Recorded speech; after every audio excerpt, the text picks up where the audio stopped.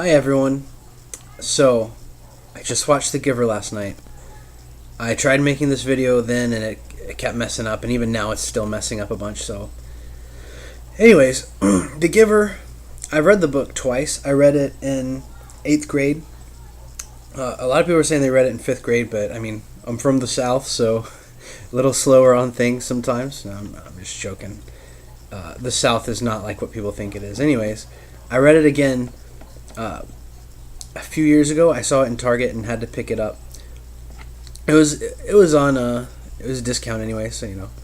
But I really liked the movie. There were a lot of things about it that it was very similar to the book. I think it did the book justice, unlike a lot of these books made into movies.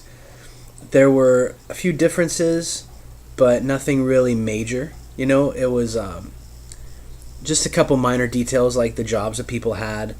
They kind of added in a bit of a romance, which was kind of nice, and it fit more for the crowd, modern crowd. The ages were different too, for good reason. But yeah, those were pretty minor compared to other book adaptations for movies, and really that's not very important. The most important thing is the themes and the parallels to real life. So anytime you have like a dystopian novel like 1984, or even more modern ones like Divergent or The Hunger Games, or even the older one like Anthem, by Ayn Rand, one of my favorite dystopian books. It has a purpose to it, right? So the purpose of a dystopian novel or movie is to give you, it's kind of to take you out of the first person, so if you see something that's really crazy going on every day, you accept it. It's something that's normalized, and so it's not, you don't see it as like tyrannical or evil. But if you see it in a new light, kind of like outside the box, I guess you would say, or from a new perspective, that's kind of the whole point. So I'm going to name off a bunch of different parallels that I saw in the movie with real life, and different metaphors and what I think they mean. And, let me know in the comments below if there's anything that I missed out. And anytime you're watching a dystopian movie or reading a book, I would recommend thinking don't just follow along with a book, but think about like what implications it might have, how similar that situation is to real life. So,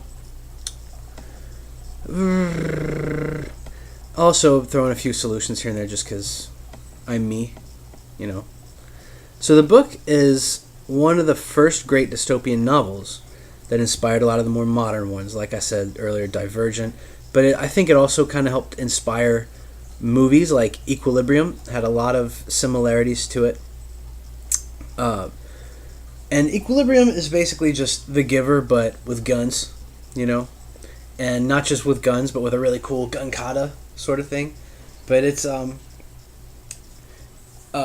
in Equilibrium you have the serums. There's like no color, no emotion. Everything's very same and equal, but in a really creepy, fucked up way, and everyone's deprived of sense. And then Divergent is also very similar. Like the girl was in Abnegation, which was one of the factions, and Abnegation is very colorless and unfeeling. She's different, she's special, kind of like the receiver of memories, Jonas, the main character in this movie. She has to leave the barrier of her civilization, of her fully controlled atmosphere, to achieve freedom and help save her people. So the story, I think, is a metaphor for the horrors of communism, and really all forms of statism and coercion, and how they all tend to end up with the acceptance of the victim. So what that means is, for example, they say there are 3 different types of political power, right? Or I guess you could just say any sort of political organization.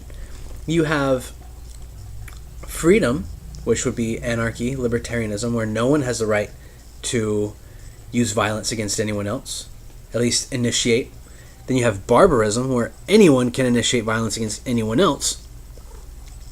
um, usually without repercussion. And then you have statism, or government, which is where only certain people are allowed to initiate violence against other people, against everyone else. So you have two separate sects of morality. So you don't have objective morality when you have a state. And that's something that becomes apparent in this movie, I believe. So it's the acceptance of the victim is kind of like Stockholm Syndrome, but it's the same thing when you have, you go to a political rally, you see people waving flags and praising the person who they're forced to pay through taxation, where it's stolen out of their paycheck. Someone who might, their policies might end up destroying that person who will still blindly, happily wave their flags. So the movie is about a boy who's raised in a totalitarian dystopia that everyone believes to be a utopia. There's no pain, no suffering, no fear, no uncomfortableness.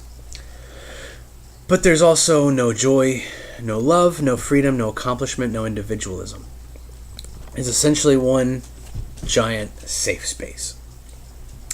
A feminist wet dream, if they have those. It starts with Jonas, Asher, and Fiona. 3 best friends, as far as they can understand the term of best friends, about to graduate, and they're preparing for the ceremony where they'll be given their careers. Now, aside from the telling black and whiteness of everything, because the whole movie starts out in black and white, so you can see that it's kind of like a Pleasantville sort of thing, or even a Wizard of Oz, where you can tell that it's going to start out black and white and then become color. And the reason for that in lots of movies is to show some sort of awakening, how the main character or characters might be numbed to a certain reality, but then all of a sudden they realize something and then everything's in color. I think the Matrix kind of did it backwards, but for their own reasons. Like in the Matrix, he has this modern world, and he had the cubicle life and everything, so things were kind of monotonous and boring, but there was still color, and then once he was taken out of it and he was on the Nebuchadnezzar, everything was not just black and white, but like gray and drab. There were a lot of shades of green, which I think was kind of a throwback to the old computer systems like DOS. Forgive me for rambling. Anyways, in this, like I was saying, they're about to be given their careers, and the first thing that really strikes me as odd about this whole situation is that they have no choice in what their careers are. They're just given to them, but they don't even have a concern over their lack of choice. It doesn't even bother them that they have no say at all in the matter of what their job is. It's just their reality. They've accepted it. Now in the book, I remember more coverage about the ages in school, about what they experienced before graduation and the ceremony, but I think what I remember from it, because it's been a while since I read the book, I think what I remember from school was you see Asher as a teacher, because in the movie he gets selected as a drone pilot. In the book he gets selected as a teacher of children. And but anyways, it's really we see it referenced in the movie where someone says to Jonas's sister, who's not even his sister, side note, every family unit is 2 adults, male and female, and 2 children, male and female. No one has sex, so it's not like it's biological. It's something where it's it didn't even really go into it. Maybe the women are artificially inseminated. Maybe they do have sex and they just are passed out and they don't know what they're doing. But I'm guessing artificial insemination would make more sense. And that's really like I think that parallels a Marxist feminism sort of thing, where they say all sex is rape, and sex is offensive and immoral because it's just for men's pleasure and men shouldn't be feeling pleasure or something like that. Marxism and communism in general has to tear down the family, all the family units, so people can be more easily subjected to the state's role. They'll submit more easily to the state apparatus as their parents if they don't have real parents. So we see that to Jonas's sister in the movie. One of the adults says to her, "Oh, you're a 9, right?" So this might not seem so foreign to us, since our kids are usually corralled and labeled into age groups in their schools. But there's a reason this is dystopian. Another side note, all my videos are future reference, they're going to have side notes all through them. In French or Spanish, one of those languages, they're all the same. They don't say I am 9 years old. They'll say I have 9 years. So instead of saying I am a 9, which I think is it takes away your individuality. It's more about what group do you belong with. Oh, I'm in 9th grade. I am a 9. Or I guess it would be more I'm in 4th grade. So it's more how you relate to other people versus if you say I'm 9 years old or I have 9 years. What you're saying is that I personally have taken 9 trips around the sun. It gives more homage to individualism. And that's something that you see a lot in this movie is they're very careful about the words they use. One of the phrases is use correct language. That's one of their main rules in their society. And it's very Orwellian, like newspeak, which I'll get into that later. So back to school, why this is dystopian. Free children develop best, and all children should be free. Children develop best when they're free. So you can research peaceful parenting and unschooling for more information on this, which I'll make videos about later, but there are already really good videos about it that do way better jobs at explaining it than I can. So children develop best amongst different age groups, since all kids develop at different paces. Forcing them all into one uniform pace causes a lot of stress due to lack of individuality, lack of respect for their unique needs, and taking away their autonomy. So you might have I'll get into that later. Back before school was controlled by the state, all schools were private, and the older kids would help teach the younger kids. You see this in martial arts schools all the time, not just with kids, but any ranking system. Like if you have advanced students in a class and you have new students, a lot of times you'll have the advanced students help teach the new students. And so what they learn is the advanced students learn how to teach something. So they're learning how to socialize, plus they're also learning they're relearning the material twice. So they get a deeper understanding of it. It's like if you have to explain something to a 5-year-old, you have to know that very deeply. You have to understand it so well that you can explain it simply. So this helped all of the kids, and the younger kids too. It would help them socialize. Their literacy rates back in these days were much higher than ours are now. The violent crime rates were much lower too. But it hurts the slower kids who have trouble keeping up. Not their way, but the current way of having all kids grouped into one, pattern, one uniform development stage. Slower kids have trouble keeping up or learn different ways. When the classrooms are usually one way, you learn one way, right? So they might end up getting held back or discouraged for a lot of reasons, told that they're not good enough or they're not smart. But then you also have faster, really smart kids who might learn really easily, but they're getting held back because they're not able to, you can't progress faster than what they allow you to. So it's kind of like that whole, the fish can only grow as size as their tank or something. But yeah, also more about school, I would recommend looking up the School Sucks podcast for reasons why school sucks. Research Dana Martin. She wrote the book on unschooling. Great book, great videos and interviews. Everything I've seen of her is just gold. I would highly recommend it. But these age groups is very arbitrary, and it replaces actual accomplishments like a participation award.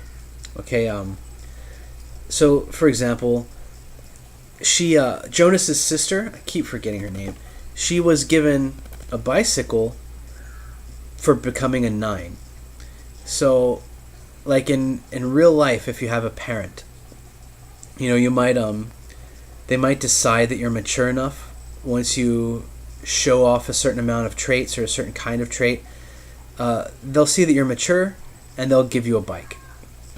But in this, it's all just because you're 9 years old. Just because you showed up, you get a bike, which is kind of bullshit. It takes away your sense of accomplishment. So it makes sense why these kids don't really grow up needing to accomplish anything. They just expect it to be given to them.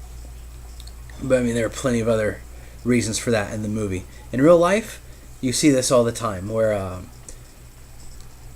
socialists, communists, leftists, even people on the right wing are guilty of this too. Really, the only ones who are not are libertarians and anarchists, anarcho-capitalists especially. They say, well, just because I live in this place or some other arbitrary reason, I deserve a 40-hour work week or weekends or paid vacation or whatever, which is not, I mean, if it's forced upon your employer, then yeah, that's shitty. It's not a right because it requires someone else's action. A right is something that requires inaction from someone else. I'll get a little bit more into that later. That's kind of pertinent to this movie. If that's the right word. Sorry, I'm kind of sick. My brain's not working that well. So, yeah, people have arbitrary reasons for believing they're entitled to something. We see this too with feminism. Just because you're a woman, you deserve free health care, free birth control, free whatever. And the more free things that they get, the more they expect, the more they feel comfortable demanding. If you go back 1,000 years, no one would even consider demanding free shit except for one guy and woman, the king and queen, and the priests. Besides them, 99.8% of civilization knew that if you want anything in life, you have to bust your ass for it, and then chances are some asshole is going to come along and take it from you.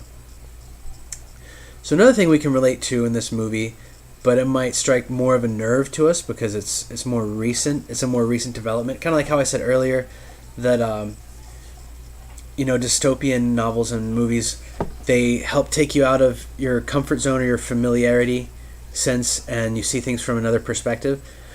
This is something that, like for school, for example, you went to school, your parents went to school, their parents probably went to school, so it's something that's already been accepted as a morally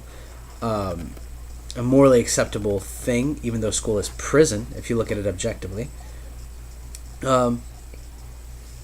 This is something that's more new, okay? And what it is in the movie, everyone is drugged as soon as their day starts. They wake up, and then they have to take a daily injection, a morning injection. I think they have like a nightly injection too. So you can compare this in real life to like kids on Adderall or things like that. So just like in equilibrium, these drugs and other factors numb them to colors, feelings, virtue, any sense of difference or uniqueness or individuality. So their humanity is destroyed for the sake of sameness, or what modern fascists would call oneness or equality. Like Russell Brand says it all the time, oneness. This, of course, parallels with how so many kids are drugged in school for often bullshit diseases like ADD or ADHD, or as I like to call it, happy child syndrome.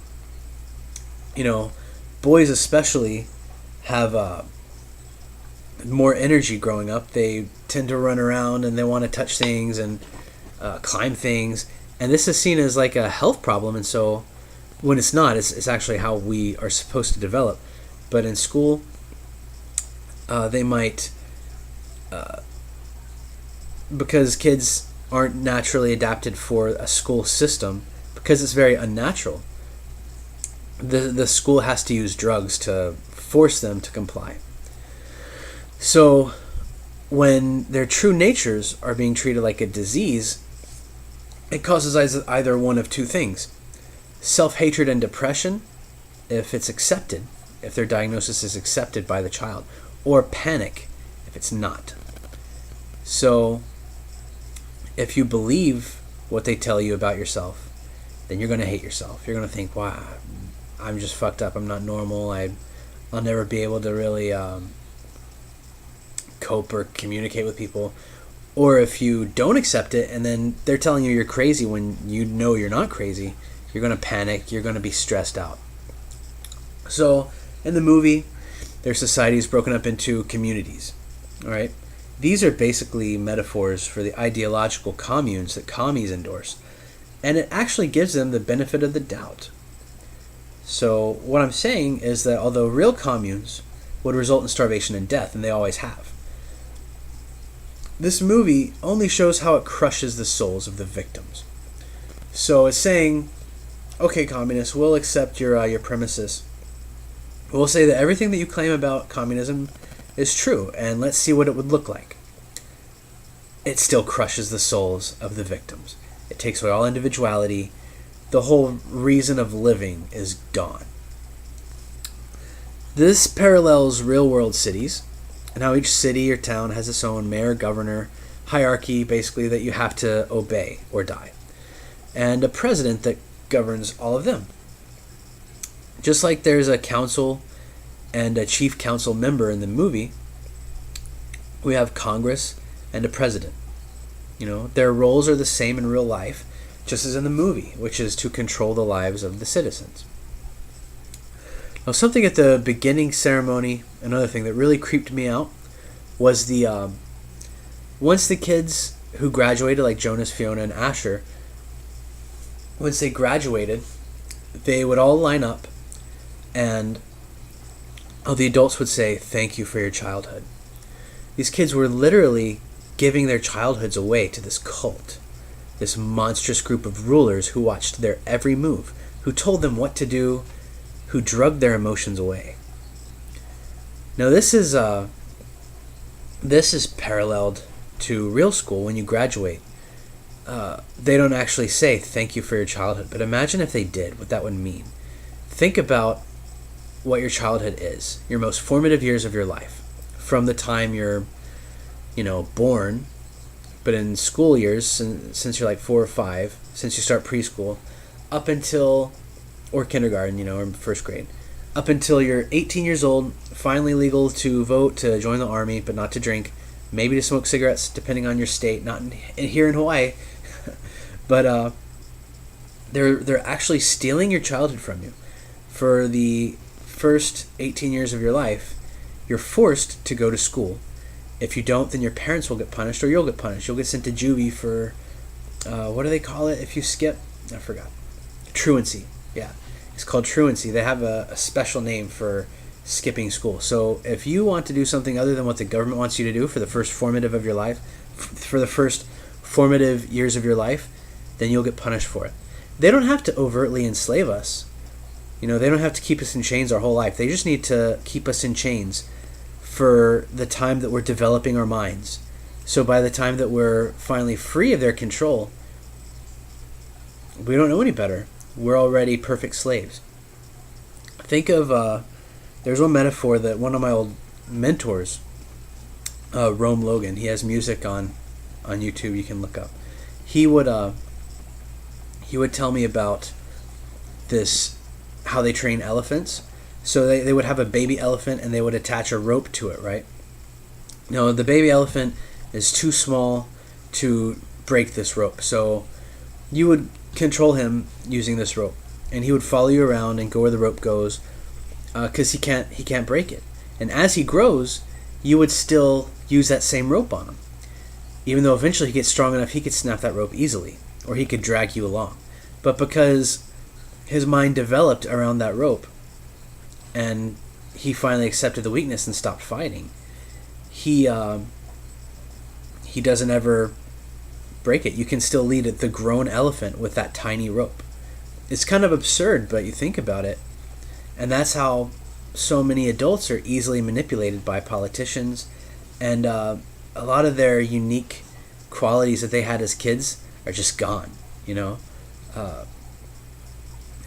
people become, I guess, corporate sellouts or burnouts, whatever you want to call it, where they might have had some really cool ideas as teens or as kids that they wanted to become like a writer, an architect, or an artist, and then they end up getting some drone job that they hate, that they work 40 plus hours a week, and they're miserable. And that's kind of the same thing. They're enslaved in a sense. It's still their choice, but the formative years of their life when they were learning how to make choices was robbed from them. So it's really not even their choice. I'm going to get more into that too. Something else that really bothered me about the ceremony, which I think the ceremony was one of the most creepy parts of the movie, and it really showed how just totalitarian this society was. And it's a more honest expression of how communism and statism, which is government, controls people's lives. So what this is how totally the chief elder, Meryl Streep, the character, or the actress, her character, the chief elder, she controlled the crowd completely. She popped up as a hologram, and she said, "Oh, y'all are my favorite community. I say that to all the communities," and everyone just laughed and clapped for her like she was some god, and they all just had to obey whatever she said. This has always creeped me out about political speeches and religious sermons, but I repeat myself. They held on to everything she said. Everything she said. She stated indirectly and sneakily how she must control their every movement because it's in their best interest. Which I always thought was kind of funny, how politicians will sell something to you and say, this is in your best interest that we have this control over you. But then they'll also say, oh, you shouldn't worry about your best interest. You should worry about the whole country or the community. So you would have people in the movie walking towards their own deaths because they didn't understand what release meant. Now, I'm going to get more into that later. But there are certain words in there. Hold on. I think. Yeah, there are certain words that, since people just don't understand what they mean, they use it without thinking. Release is murder. It's where you stick a needle into someone and it kills them. So people, they don't know what it is because they don't have any understanding of death, and no one actually sees it. It's something that's always done in some back room, and they call it released to elsewhere, which is death. This is something you would see in communist countries all the time whenever there's a shortage of food or anyone who slightly disagrees, because communism requires a massive amount of upkeep and constant coercion because it goes against people's human nature. So you have to kill people who disagree in order for communism to continue existing. Now, all throughout the movie you hear use precise language, like I said earlier, which really means use the word combinations taught to you. George Orwell really nailed this in his concept of Newspeak in 1984, how language could be used on one hand to express freedom, but on the other to suppress it and take it away from thoughts in general. We think in words, and when certain words are taken away, it changes the way we think. We literally cannot form concepts without the words to combine and form these concepts. This is actually mind control. It's thought control. We see this in modern life where people want to censor words and phrases. For an easy example, so like in Europe, you can get arrested for something called hate speech, just for identifying an attacker as Muslim or Middle Eastern. So the certain narrative is forced upon you. You're not allowed to think outside of the box. In America, and most other places, there are euphemisms for all sorts of things, especially for crimes committed by the government, where the real word is used for us. When the government steals part of your income, it's called taxation. When you steal part of someone else's income, it's called theft. When the government kidnaps someone and throws them in a cage and holds them for ransom, it's called arrest and bail money and a cell, a prison cell. But when we do it, it's called kidnapping, holding for ransom, throwing them in a cage. When the government threatens you with violence, with murder, to obey them, it's called law. When we do it, it's called a threat. When any other person commits mass murder, which most humans outside of government don't commit mass murder, even, bad criminals. It's a pretty rare thing. When the government does it, though, it's called war. So it's something that they try to justify. It can be more easily justified to the masses if people think that it's about defense or for some vague ideal, which is often bullshit.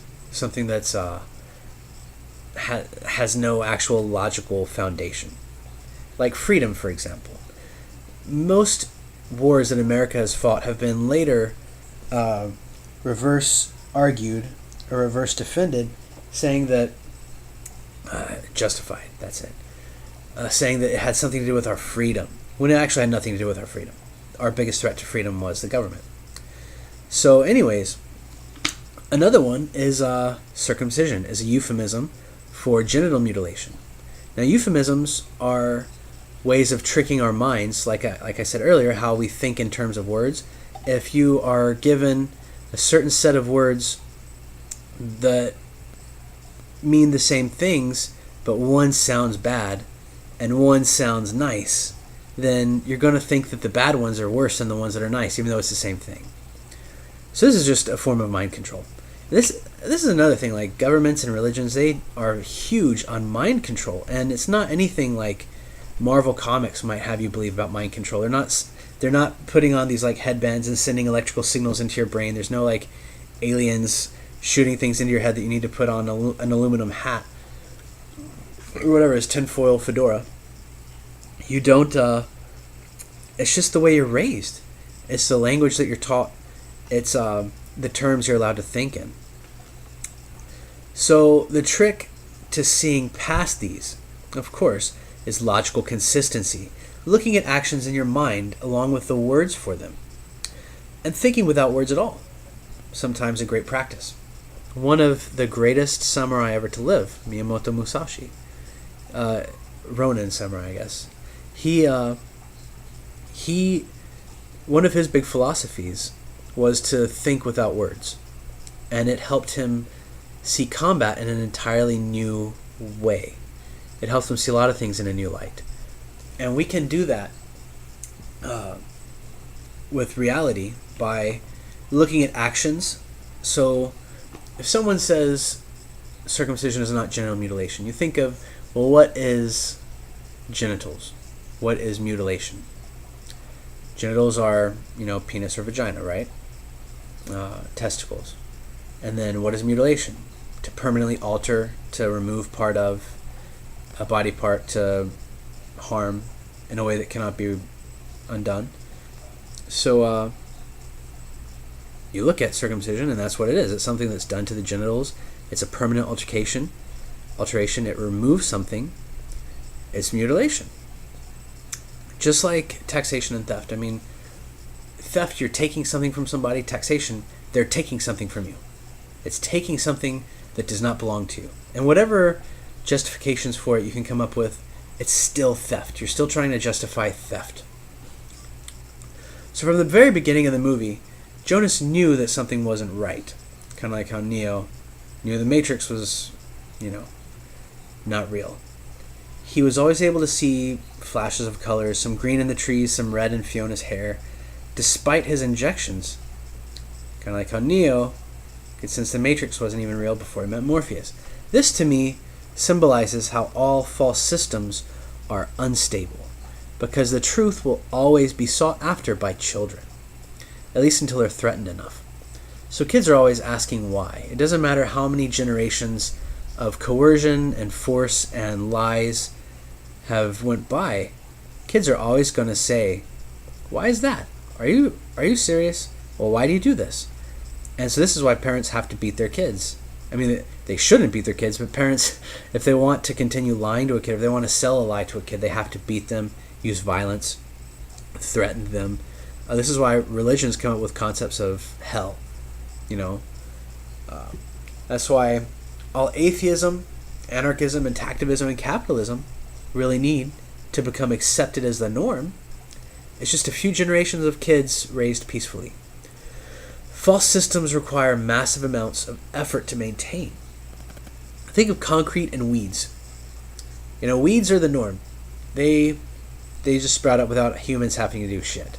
Concrete requires a lot of work to create the concrete, to transport the concrete, to pour it, to shape it.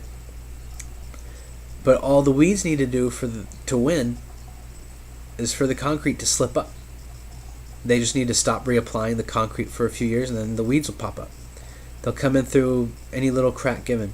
And then if no one relays the concrete, eventually you won't even be able to see the concrete. It'll be so deep below the ground that it's just irrelevant.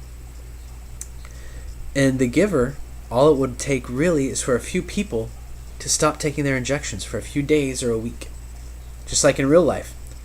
All atheism needs to succeed is for people to simply stop believing in religion, to stop attending church or mosque or temple, whatever. All anarchism needs to succeed is for people to stop paying taxes and to stop believing they owe certain psychopaths their subordination. Stop believing that the government has the right to rule you. And then, welcome to anarchy. All capitalism needs to succeed is for the state to stop interfering in other people's interactions. All adaptation needs to succeed is for baby rapists to stop cutting up baby dicks. No one will suddenly recreate these ideas once enough time without them has passed, and people see how much better life can be. It's like, as Jeff Goldblum would say, life will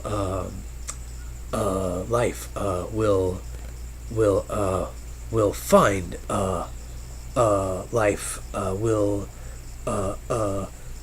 will find a way. So in the ceremony, Jonas gets skipped over. All the kids in his age are given numbers, and he's skipped over. They could have easily done this at the same time as the others. So what I mean by that is they're calling out different numbers. They call out your number, and then they tell you what your job is. They skip over Jonas. They could have easily done his at the same time as the other kids. They just would have said receiver of memories instead of the other jobs. The zombies in the crowd, they wouldn't have cared. They wouldn't have noticed. It's not like anyone would have said, hey, what are you doing? That's a weird job. No, everyone knows you conform in this society. And it's not even that they see the threat. They don't know what would happen to them if they conform. It's something like so many people get that I really want to make a point in my videos. The difference between tactical and moral concepts. So like people say what was I even talking about? Sorry, my mind is just all stuffed because I'm sick. Yeah, I mean, it's not like sticking out is wrong. It's not immoral, but it's something that might hurt you. So like in school, not saying the Pledge of Allegiance, for example, there's nothing wrong with refusing to say the Pledge of Allegiance, but you might get punished for it, you might get ostracized for it. So people would say, well, why would you do that? I mean, of course people are going to, treat you different. And they'll try to conflate the two, like, because it might have a negative consequence, you shouldn't do it. Or, like, then it's wrong. Or, like, disobeying the cops or breaking the law, especially breaking the law. They'll say that, why would you even break the law? More on that in a bit. So I think they skipped over him to show just how different he was from the rest of their slave society, if you can even call a whole cluster of slaves a society. He alone among them would be spared the shackles of mindlessness, but given instead an entirely different form of chains, the burden of knowledge in a crowd of ignorance, which I can tell you firsthand, not to toot my own horn too much, but although there's nothing wrong with tooting my own horn, it fucking sucks ass. It sucks donkey dick, as some people say. This is the philosopher's burden. Okay? I've heard it said that being an atheist is like being the only sober person in the car and no one will let you drive. It's like that for other positions as well. Anarchism especially. And the other two I mentioned, intactivism and capitalism, and also voluntarism, which is more of a blanket term that covers anarchism, intactivism, capitalism. All human interactions should be voluntary. It's that simple. Now, if you believe that all interactions should be voluntary and someone else doesn't, that other person believes that it's okay to use violence against peaceful people.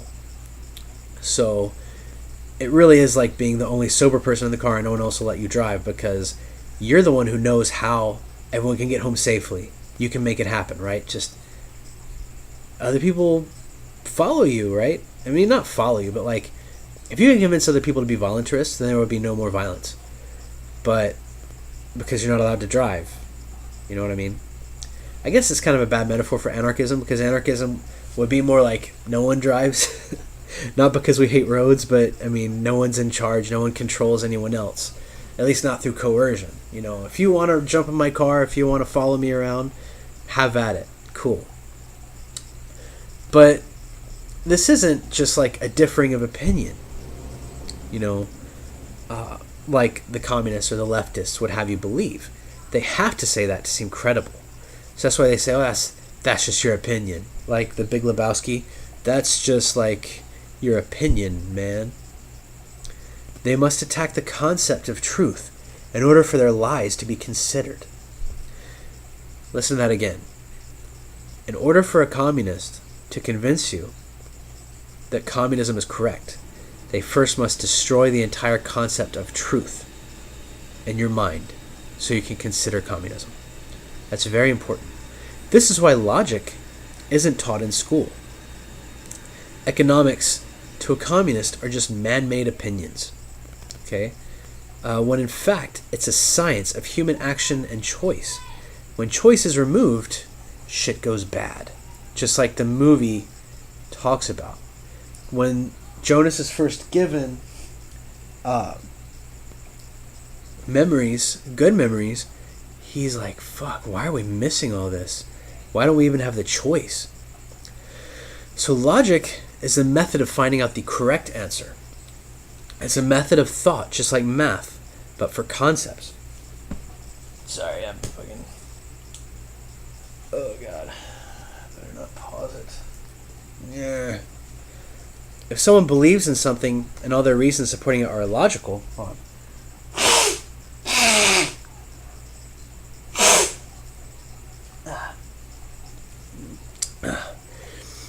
Then that thing they believe in is most likely incorrect. Facts are not opinions, like the communist might have you believe. Communists will always talk about how perfect life can be if everyone just did what they enjoyed and shared with each other. But although that sounds nice, it's just not how we are. It's not how we can be at all, even with drugs. It's not that people don't want to share or fit in. There are natural psychological drives that ensure we help each other and can get along. Humans are codependent, cooperative. We need each other to survive. I could go off in the woods with a few tools and I could survive, but I wouldn't be as happy or as productive as I would have been had I had other people's help. Which, of course, I probably need someone else to make the tools for me and I could pay them.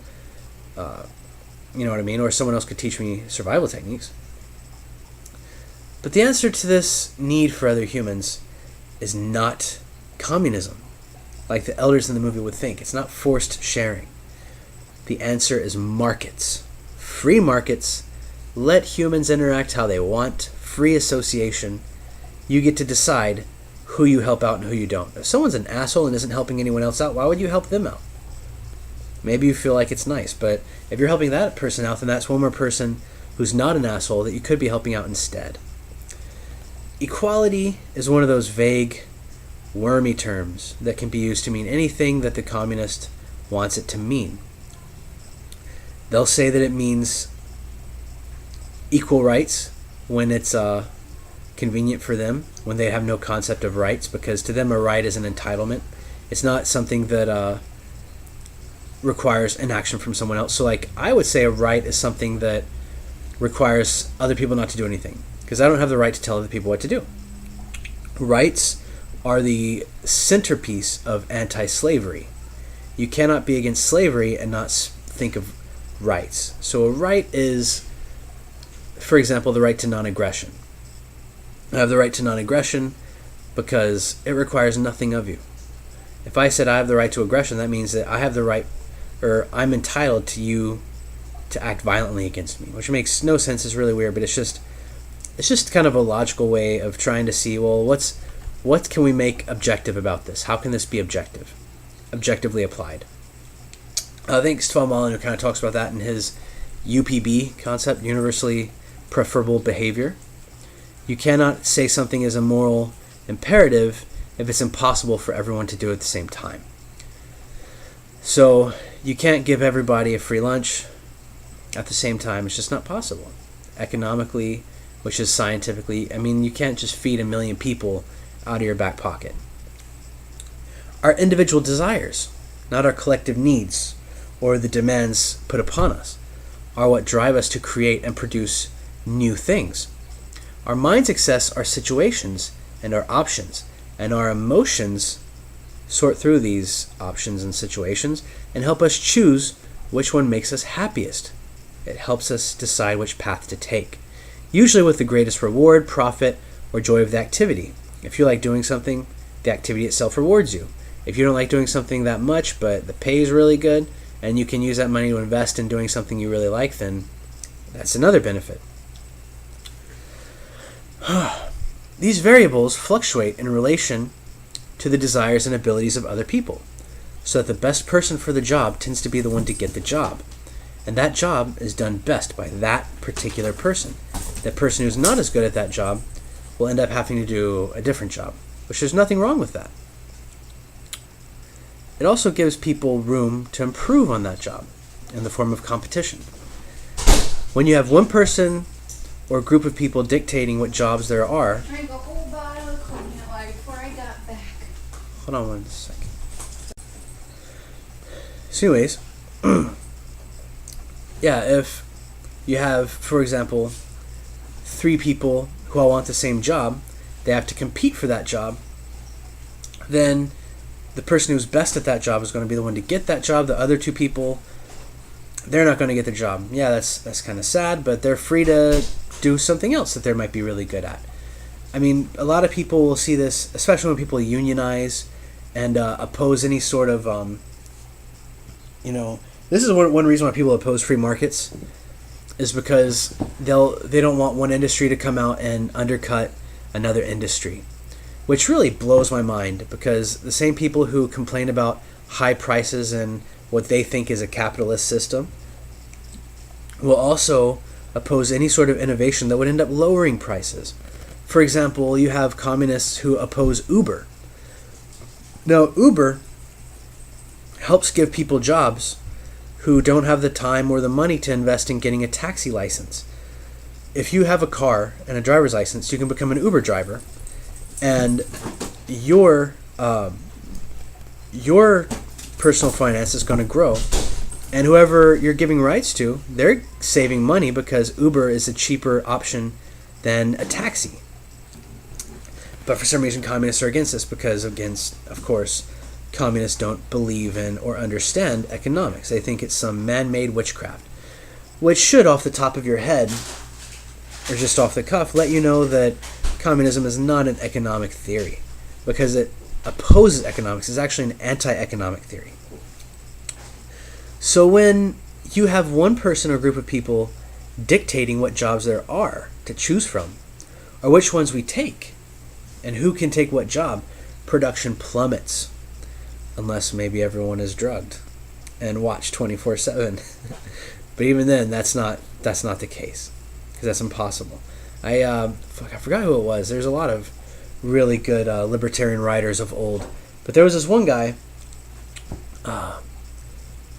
It bothers me. I forgot his name. He opposed central planning. He made this argument, which was basically, he called it the information problem. So there is no way that a central planner can know details of every single person better than every single person knows details about themselves. For example, I teach a Taekwondo class. Let's say I have 10 students. There's no possible way, even though I know more about Taekwondo than anyone in my class does that I teach, there's no way that I can tell exactly what they all need to learn and how good they can get better than they do. There's no way. It's not possible. That's the same for any class or any sort of organization. Okay, so back to stealing their childhoods and the drugging system together. Now, remember how angry everyone was at Bill Cosby, rightfully so, for being angry because he drugged all these girls to rape them for a night? Maybe he stole their minds and bodies. That's what rape is, especially if you drug somebody. If you just rape somebody like with a knife or a gun, you're not stealing their mind, you're stealing their body. If you drug them, you're controlling their mind in order to control their body. I'm not saying it's worse or better, it's just for the sake of argument. I think a date rape is more akin to what the citizens in their communities had to suffer, right? Now imagine your entire life is like that. In the movie, all human civilization is just constantly, where's my drink? Here's an empty glass. They're just sipping hot Cosbys, right? They're just constantly, every day they wake up in the morning, Bill Cosby, here's a drink I made you. You take a Bill Cosby drink and then you go on about your day doing what Bill Cosby wants you to do. And because the movie, it kind of looks nice, a lot of people would think that that's like a good type of society, especially communists. They, I don't know if it's even a conscious or even subconscious drive to hate individuality. I think it's more a sense of entitlement to free things. And they're just desperate to get free things that they're willing to destroy all of humanity to not have to work. I think they're just the most lazy people possible. Not all of them, but I think a big percentage of them. Some of them probably are just egalitarian and they think that the highest moral imperative is to share with other people, because a lot of really flawed religions and other moral philosophies out there say that.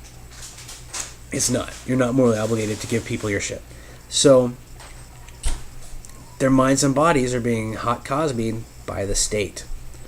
Now, a similar book, which I really think probably helped inspire The Giver, I don't know if that was ever affirmed, but I think it probably did, was Anthem by Ayn Rand. It's a short book about a totally collective society where individualism is completely wiped out. The word I doesn't even exist. It might be where that old joke came from. What do the socialists use before candles? Light bulbs. There's a scene in the book where they use their candles, the people with the numbers for names. They're in this old tunnel that they found. They found these dusty old light bulbs, and they didn't know what they were. It also ended, the book, it ended in escape from the collective. In Anthem, no one really has a name, they have numbers. In The Giver, they're assigned names and numbers, but the babies who haven't been assigned a family unit yet are not given names. It's only until they're assigned a family unit that they're given names, or at least, I think, determined to be healthy to be given to a family unit. And in the book and the movie, if they produce too many babies, then they will kill off the excess babies. And this is another inevitable trait of communism. This is why communist societies always have to kill their members. In the movie, they would kill you after you hit a certain age. And which also reminds me of that one old movie. I never actually saw the movie, but the one with Soylent Green, where like you couldn't live past 40 or 35 or something. Once you hit a certain age, they would kill you and grind you up into food to feed everyone else. In communist society, since everything has to be rationed so heavily, they can't spare enough for one person who can't produce enough. Something I think is kind of funny is communists will say that you have to have, that you cannot have prices, that you need to just give to people if they need something. But then once they try that out and find out that, you run out of resources really quickly if you do that. So what you have to do is only give to the people who are able to produce at least as much as you give them. That way you still have enough resources. If you don't, then it's what's like a negative sum game, right? You're putting in more than you're getting out of it. So eventually you're going to run out of shit to give them, and then they're going to starve. So the solution to that is control the population size, and then kill off the elderly. Once someone is too old to produce, you can't afford to give them anything else. Now, in a free society, that person would have the option to save up, and they could provide for themselves. You know, like, I mean, I'm 27 right now. I mean, 22. I'm 22. I'm 16. If I made like $1 million right now, I could spread that out to take care of myself until I'm an old man, until I die, and take care of my kids, my close friends, my family. But in a communist society, you're not allowed to take care of yourself like that. You're not allowed to save up. You can only take things from other people. So, what I think is kind of funny is that they don't have attachment or love in this society. No one really understands these concepts. But if a baby is planned to be killed or released, you're not supposed to know their name. In the movie, there's this one baby, Gabriel, who is taken to Jonas's house because it's undernourished. It's like underweight. That's another way they choose which babies to kill, is they'll weigh them and see how healthy they are. And if you're not perfectly healthy enough, then they'll kill you. And but yeah, so they take this baby to their house, and they say, he might have to be released. And the daughter says, "Oh, I want to be released to elsewhere for a day." For a day, she doesn't know that it's a permanent thing. No one does. No one understands permanence or any sort of depth. The whole idea of anything hurting them is a completely foreign concept.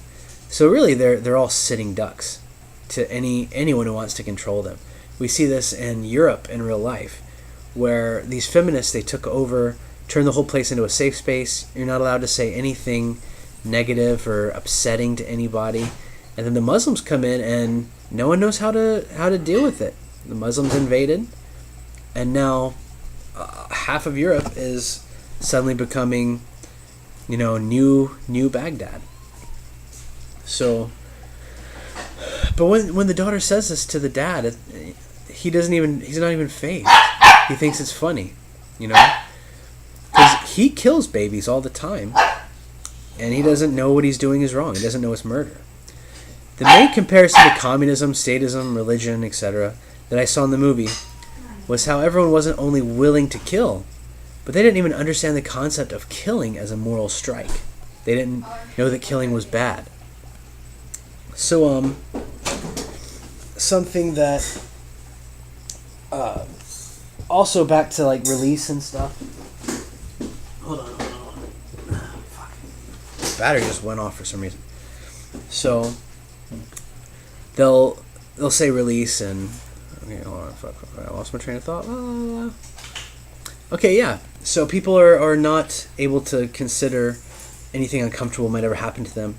There's a part where, and I'll get to this later too, where Jonas is trying to escape the city, and Asher stops him, or tries to stop him, and Jonas punches Asher in the face. And instead of fighting back, Asher has this look of complete bewilderment, like, what the fuck did you do? What happened? You can do that?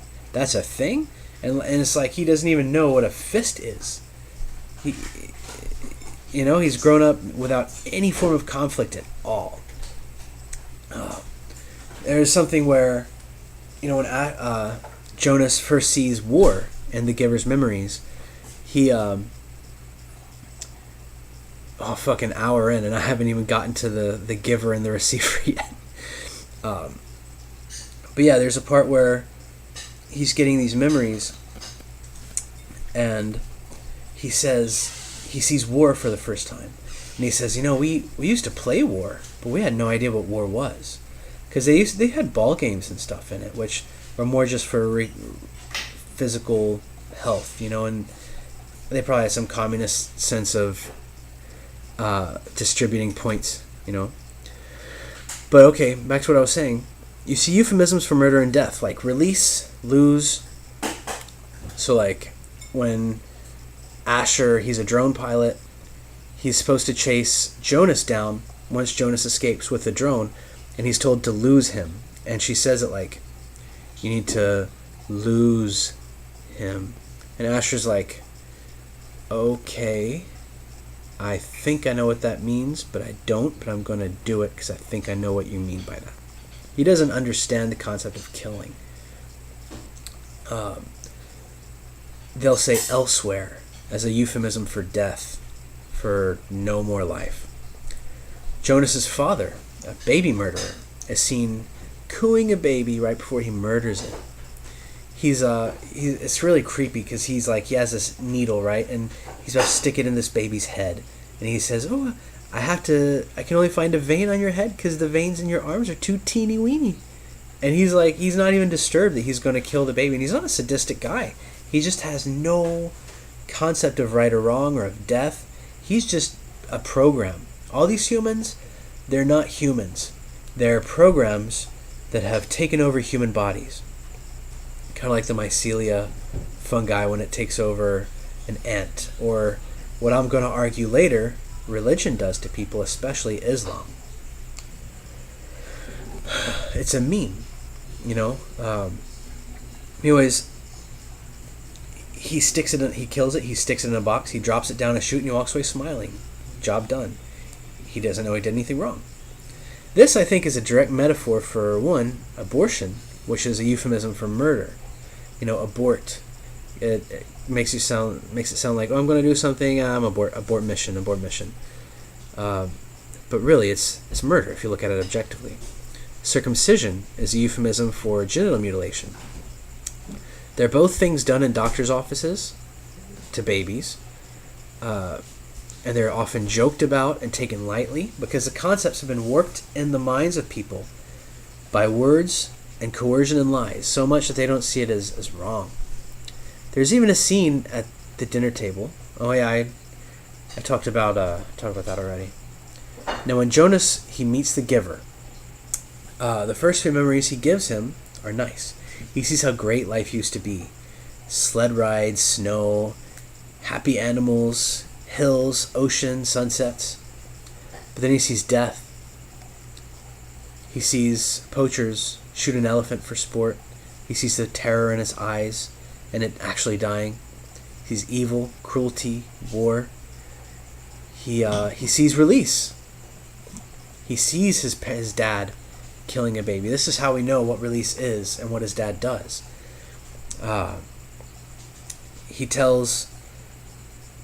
Jonas tells the giver, he's like, I want to be released to elsewhere. Because what he thinks that means is you actually go to a different place. This is another way that you can tell it's like a euphemism, because in the movie they also say elsewhere is something beyond the border. Okay, you have this cluster of communities and then a barrier, which is the barrier of memories.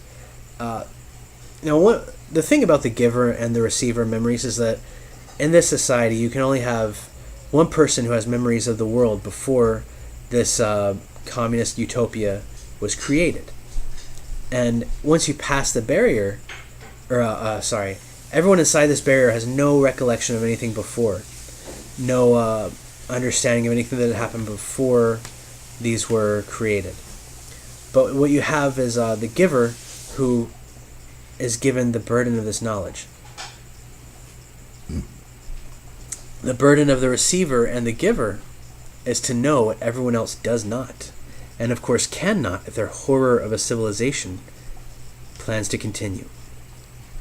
He sees that the utopia he grew up in isn't a utopia at all, but a nightmare where no one really lives. This is what communism is. Individuality is criminalized. Everyone must be equal. Those who stick out are demonized. And this is not equality of rights. This isn't equal rights. This isn't, I punch you in the face, I get the same punishment as you would if you punched me in the face.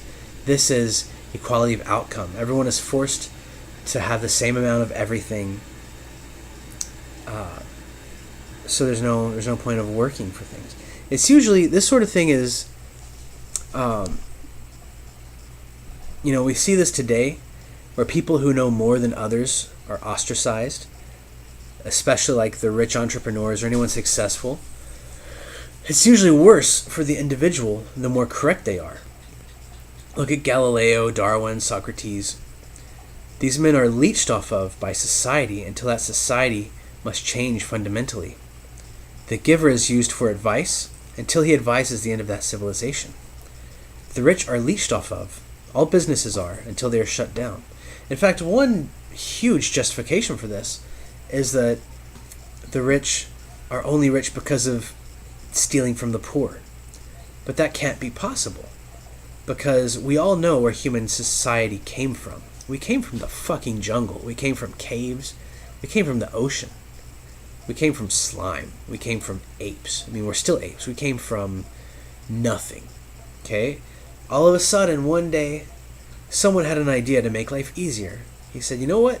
If I take this rock here, and if I get in a fight with that tiger with this rock, I'm probably still going to get eaten, but my chances of dying go down just a little bit. Everyone else started carrying rocks. They said, you know what? That guy has a good idea. Someone else said, you know, if we stick together and help each other, we're probably going to be a lot less likely to get hit by a tiger, eaten by a tiger. We'll be better off hunting if we help each other. You know, if we use a stick, if we get a good strong stick, we can push a tiger away from a distance. We can hit it and scare it away.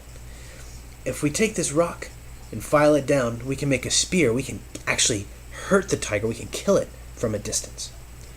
You know, if you rub these two rocks together, you know, and so on and so on. Every development came from one person coming up with an idea, utilizing it. Other people took the idea. He shared it with them. They would take it. They would add on to it. Society is a series of smart people coming up with ideas, and then everyone else comes up to that level, like this. Okay? No one stole fire from someone else. No one stole spears from someone else. Someone had to have the idea. And this is the same thing with wealth. Wealth is something that is created. It's not stolen. It's not a pie that there's only a set amount that you can have. And this is really the difference in the mindset between a rich man or a poor man, between communists and capitalists. I've lived in a couple different places. I've lived in rich areas, or at least places where there were some rich people that you could easily talk to all the time. There were a lot of middle-class people, semi-successful people. And then I've lived in poor places where people are just barely minimum wage jobs, paycheck to paycheck. And I've noticed different trends and attitudes amongst these different groups. You know, in more rich places,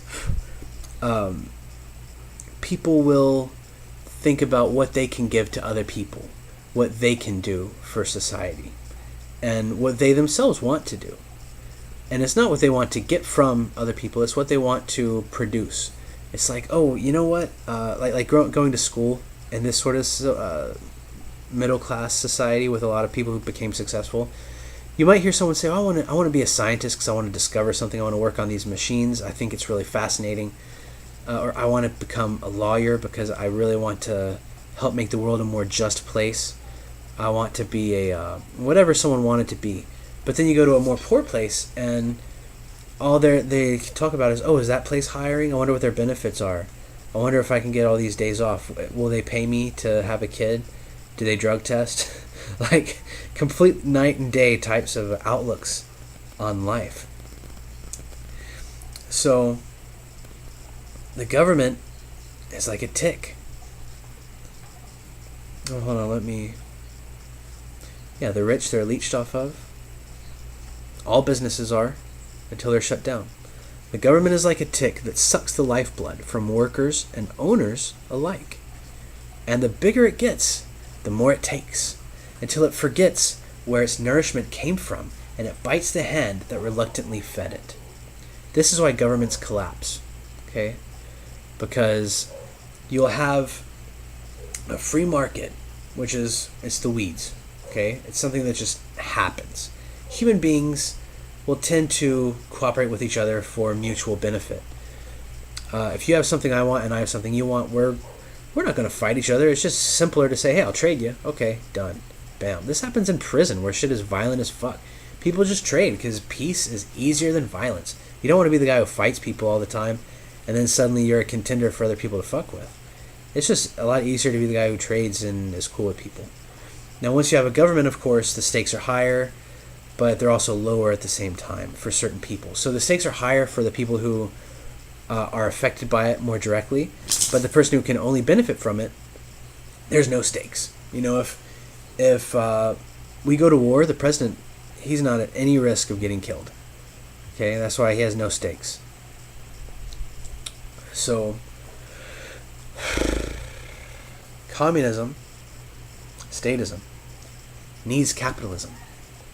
Because without individuals organizing voluntarily... Oh, before I go back into that paragraph, one more thing on that, okay, on the previous one. Because I was going about how governments tend to collapse.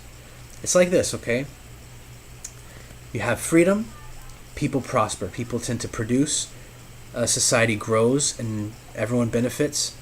All of a sudden, people have extra money. It's not extra, it's the money that they earned and deserve, but they can now provide more than what they need to survive, and so it's easier for them to part with it. But yeah, calling it extra income is one of those euphemisms, like calling a foreskin extra skin. Okay, it's something that you were born with. It's something that's your right to have. Same with your extra money, or your money. Once production grows, there's more money for the government to take. So as long as there's a government, when everything's growing, now everyone has all this money, the government can jump in and say, you know what, we need all this money to provide certain services. But at the same time, they're going to take away your right to provide those services, so you can't compete with them.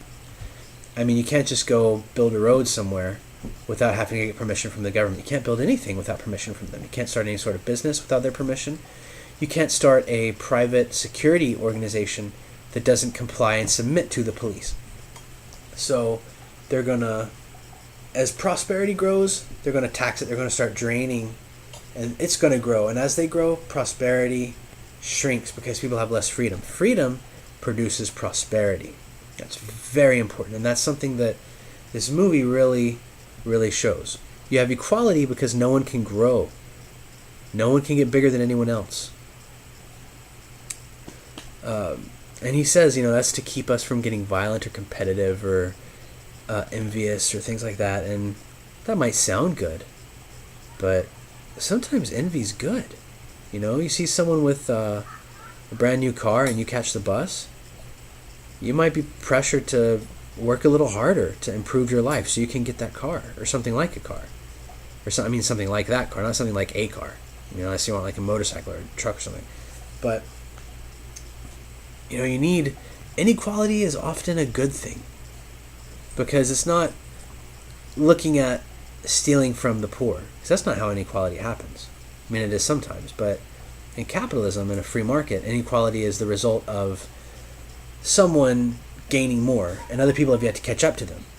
You look at computers when they first came out in the, 50s, 60s, 70s. I don't know that much about computers. When they first came out, only a few people had them. They were like several $1,000s.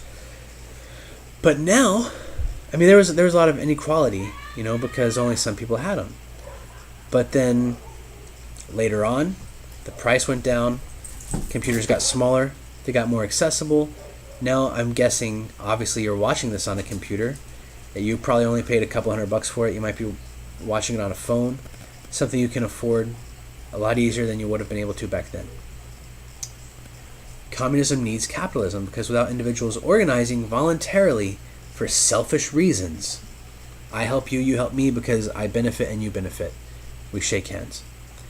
To create a business and industry, there would be no one to tax, no one to overthrow. The only difference between communism and socialism is that socialism will steal the profit of the business and they'll loosely control it. Okay, socialism will do that. But communism will overthrow the business and take it over outright. This is why in Soviet Russia and in Nazi Germany, they had socialist businesses. You were still allowed to own your business. You legally owned it, like you would get some of the profits. But the government told you how to run your business. You had almost no say in how it was run. You had to give them a huge amount of your profit. There were very high taxes. So it was not a capitalist free market society like leftists will have you believe. It was a socialist society. They see that as the step in transitioning to a communist society where they control the state controls businesses entirely. So that's why in like Soviet Russia, the state would take over businesses entirely, And the more control the state has over businesses, the more shit goes bad. That's also why Nazi Germany had to invade so many places. And I'm going out of my way because I don't know that much about history. Maybe I'm right, maybe I'm wrong. I need to stop myself before I say something incorrect. Fact check me, please. Definitely. If I say something wrong, let me know.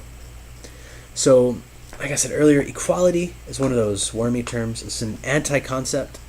I think that's a good way to say it. It can mean anything. Equal rights, good. Equal outcome, bad. Because equal rights mean that I will get the same punishment, well, like I said earlier.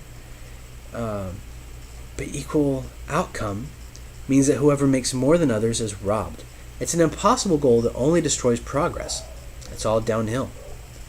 Because you can't, it's impossible to give to everybody enough to make them equal with the person who has the most. But it is possible. Like, it is possible to take away from the person who has the most to make him equal to everyone below him. Okay, if me and Michael Jordan are playing a game of basketball together against each other, it would be completely fucking impossible to make me as good as he is to compete with him evenly. But it's very possible for someone to take a baseball bat to his kneecaps and suddenly I can beat him, or we would at least be equal, probably. So who wants to work harder when they'll get the same outcome as everyone else anyways? If you're going to get the same pay as everyone else, or you're going to try to work harder than them, there's nothing you will gain from it. Who would work harder just to get robbed? The most important parallel to real life in this movie, I think, is when Jonas is trying to save Gabriel and Asher stops him. I talked about this one earlier. Jonas says, "I have to do what I know is right, but it may be against the rules." He says, "I know things you don't know." Now, like I was saying, this is a philosopher's burden. This is what sucks about knowing things about morality that other people have not even considered.